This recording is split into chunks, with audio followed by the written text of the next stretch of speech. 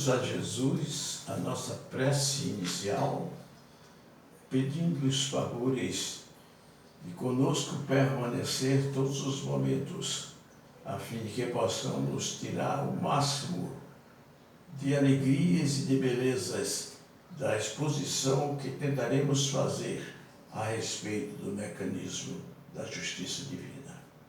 Bom Jesus, seu nosso assistente contínuo, aclara nossa mente para que possamos concatenar realmente as tuas palavras e sabermos tirar para nosso proveito as orientações que nos trazes. Fica conosco, amado Mestre, ajudando-nos em tudo. Assim seja. Boa noite, amados irmãos. É-nos recomendado conversar algo a respeito da justiça. Justiça que é um tanto ou quanto difícil de ser entendida, porque vivemos afogados na falha justiça humana. Mas o nosso assunto de hoje é o mecanismo da justiça divina. Evocando o Evangelho de João, lá está escrito: no princípio era o Verbo era Deus. Todas as coisas foram feitas por Ele, e sem Ele nada do que foi feito se fez.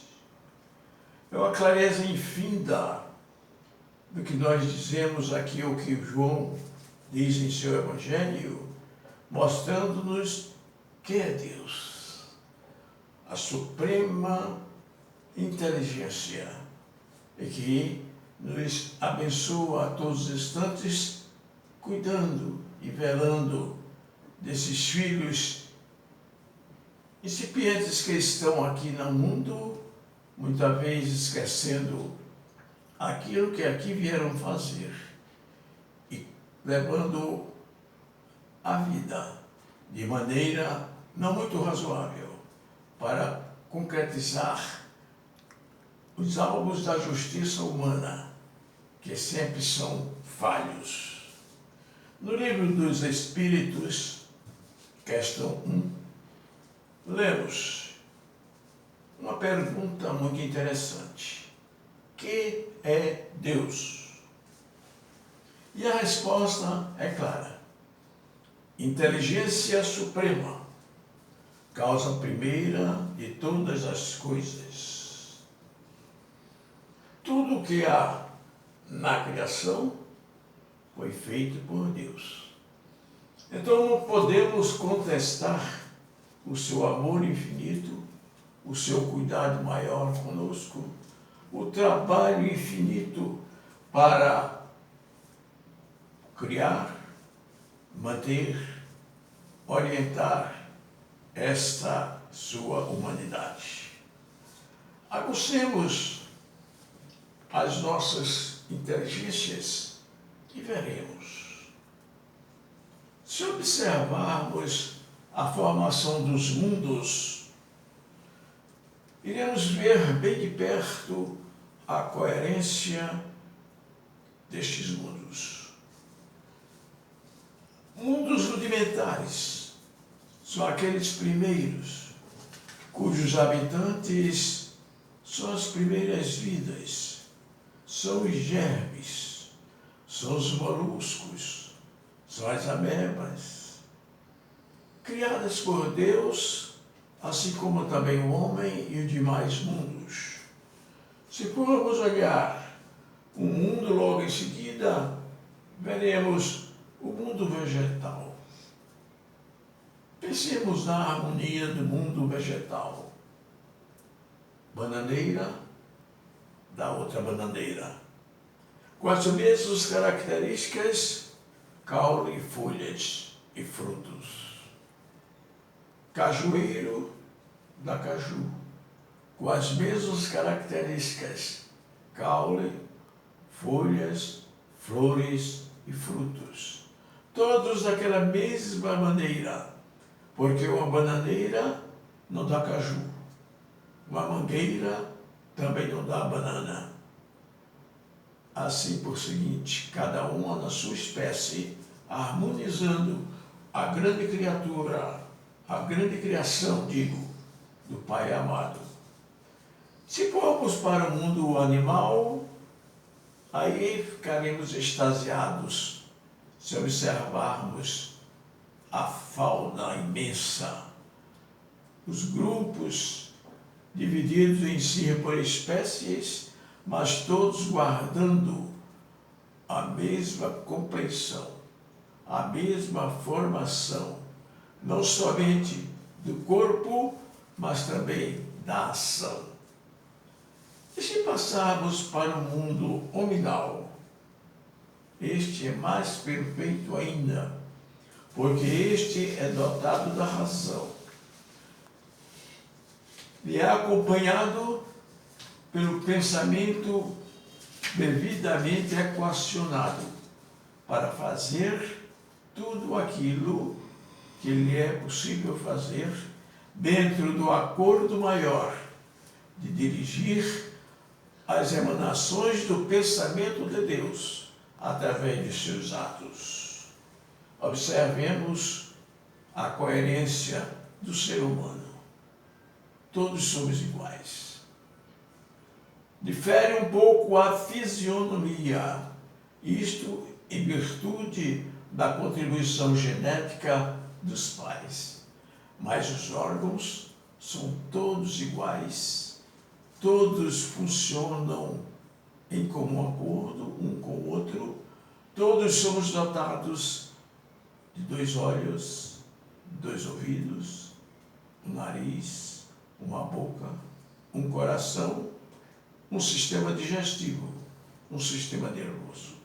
Então esta coerência nos diz do grande amor de Deus e do cuidado que Ele tem para a manutenção destes mundos.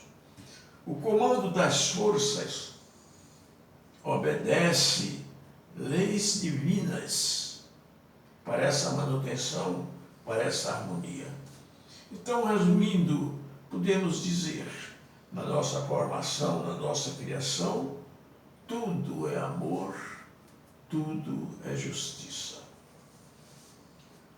Vejamos agora, então, uma vez que estamos falando nesta criação, os atributos deste Deus que nos criou.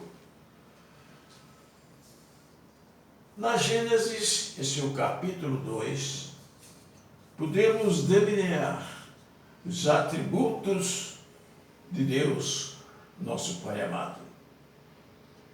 Diversos são os atributos, mas citaremos alguns para a nossa reflexão. Primeiro, Deus é único. Não há outro Deus diante de nós. Diante desta assembleia de atributos feitos, assembleia imensa de coisas e de pessoas criadas, só há um Deus. Ninguém mais é capaz de assim fazer. Deus é eterno. Ele não tem princípio, nem tem fim. Porque Ele é a causa primeira de todas as coisas. Disse João, como falamos antes, sem Ele, nada do que foi feito se fez. Relembremos bem o valor de pensarmos quem é Deus. Deus tem um atributo muito importante. Ele é imutável. Os homens são feitos todos da mesma maneira. As árvores são da mesma maneira. Não se vê uma mangueira diferente de outra. Vê espécies de mangueiras diferentes. Umas crescem mais, outras crescem menos. Mas todas elas têm as mesmas folhagens, os mesmos caules e dão os mesmos frutos. O homem, de igual maneira, todo homem foi criado à imagem e semelhança de Deus, e todos eles trazem consigo os mesmos órgãos, as mesmas aptidões, às vezes desviadas pela negligência do próprio homem, mas em si, todos iguais. E espiritualmente falando, perante Deus, somos todos iguais. Somos todos frutos da criação maior de Deus, da criação do ser razoável, do ser que pode sentir, ouvir e discernir entre o bem e o mal. Poderíamos pensar também agora num outro atributo de Deus. Deus é imaterial. Às vezes, pode algum ser dizer, mas que esse Deus que não nos vemos? Não podemos ver a Deus. E o próprio Jesus nos falou, jamais o homem viu a Deus com estes olhos, que são muito finitos, não podem atingir o infinito. Deus é imaterial. Sentimos sim a sua presença, o seu trabalho, o seu amparo, a sua misericórdia, a sua bondade, mas não o vemos. Sentimos as obras da sua criação, vemos todas essas obras. Sentimos o seu amparo em nossas dificuldades, mas ele apresenta-se exatamente pelo Espírito, porque Deus é Espírito e importa que o adoremos em Espírito e em verdade. Deus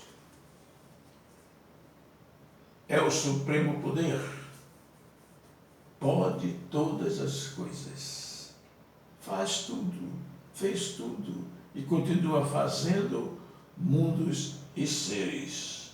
Deus tem esse poder supremo e ele é soberanamente justo e bom. Aí é que está a diferença da justiça humana e da justiça do nosso Pai. Veremos na frente como trabalha Deus em sua justiça maior, como esse mecanismo de sua justiça para com a sua humanidade. Então Deus é justo e é bom. Podemos imaginar a bondade de Deus? O que é que Deus nos dá a todo instante? Poderíamos imaginar ficarmos sem oxigênio por 2 minutos, 3 minutos no máximo? Por certo, iríamos fenecer. Poderíamos imaginar um Deus sem proporcionar os meios da água, da luz, do calor? Como seria então a humanidade? Deus é justo, bom e é perfeito. A qualidade maior de Deus, a sua perfeição. Tudo o que ele faz é o bem. Ele é o amor maior.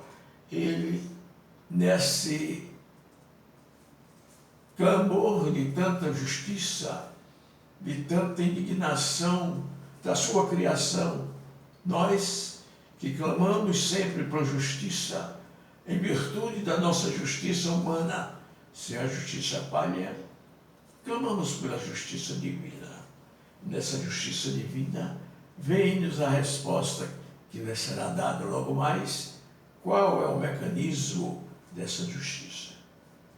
Obedecendo a todas essas circunstâncias, ou todas essas características, é criado o homem. Criado o homem traz uma finalidade da sua criação. E a finalidade da criação é exatamente o progresso deste mesmo homem. Somos criados simples e ignorantes. mas dotados das capacidades de crescermos e expandirmos todo o nosso poderio de ser humano com razão no crescimento vertiginoso do nosso espírito.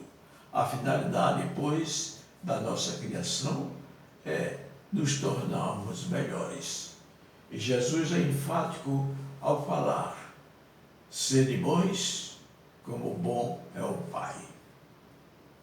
Talvez não chegamos lá absolutamente, porque seríamos também deuses, mas podemos ser bons no máximo que possamos para satisfazer a finalidade pela qual nós aqui estamos. Mas Deus nos cria dentro dessa bondade toda de sua manutenção, da coordenação dos nossos feitos, dos nossos atos.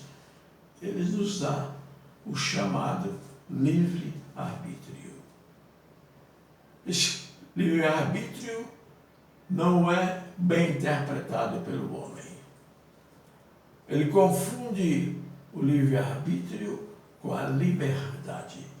E a liberdade extrapola a responsabilidade que o livre-arbítrio traz.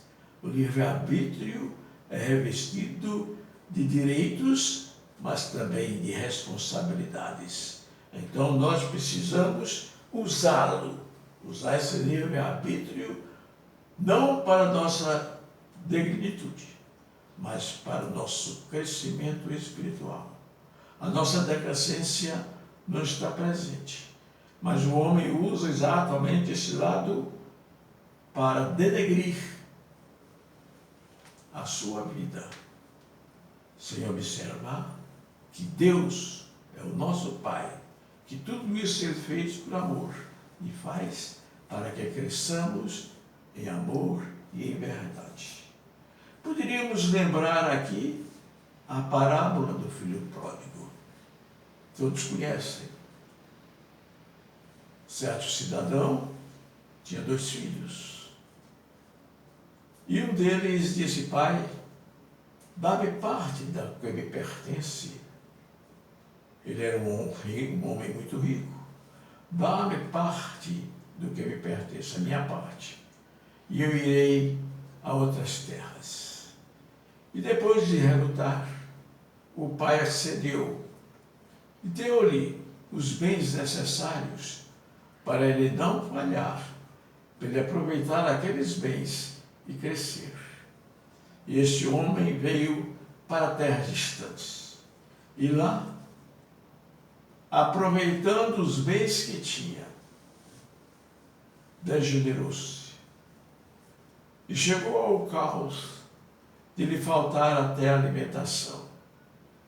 E então, quando ele já estava em uma situação muito difícil, ele pensou: quantos servidores têm pão em abundância na casa de meu pai, e eu aqui pereço de fome.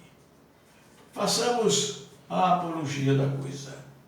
Deus, nosso Deus, criou muitos filhos, e estes filhos vêm por sua ordem e por sua determinação à terra distante, trazendo consigo todos os benefícios que Ele nos outorga, com a finalidade de crescermos, de sermos melhores, de voltarmos à casa do Pai cheio de surpresas melhores para o nosso espírito.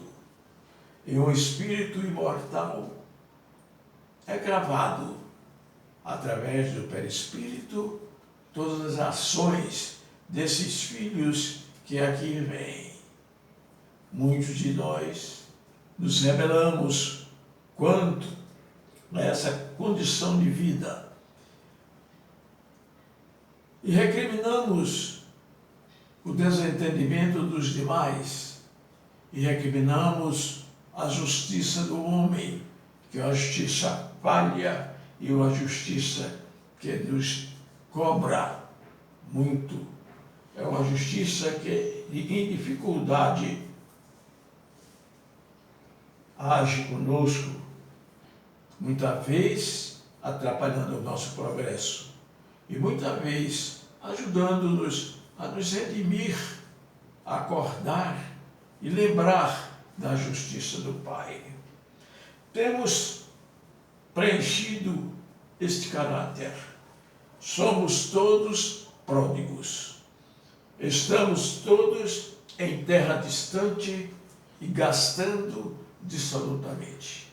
Gastando bens, saúde, a riqueza do bem-estar, a riqueza da saúde, da paz, da esperança, toda essa gama de bens que o Pai nos oferece. São as riquezas que Ele nos dá e que nós transformamos pela nosso afastamento deste Pai. Temos preenchido o nosso viver, distanciando-nos da casa do Pai, agindo segundo a nossa vontade. Acordemos enquanto é tempo. Vejamos que estamos sujeitos agora à justiça divina. Executamos aqui na terra uma justiça palha e condenatória, mas nós aqui estamos para construir o progresso, para melhorar a nossa vida, sermos mais coerentes no nosso viver, no nosso falar, no nosso agir. Assim, o mundo permanece cheio de filhos pródigos. E a justiça divina, esta que agora estamos a comentar, o mecanismo é firme e inalterável, porque Deus é imutável. Lemos entre os seus atributos a imutabilidade de Deus.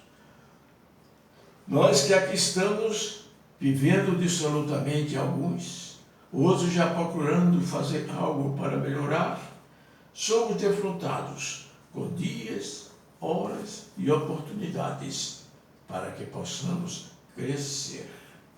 A justiça de Deus, imutável, em seu amor infindo, recebe os pródigos e, ao invés de condená-los, Ele os abraça e dá-lhes a oportunidade de ressarcir ou de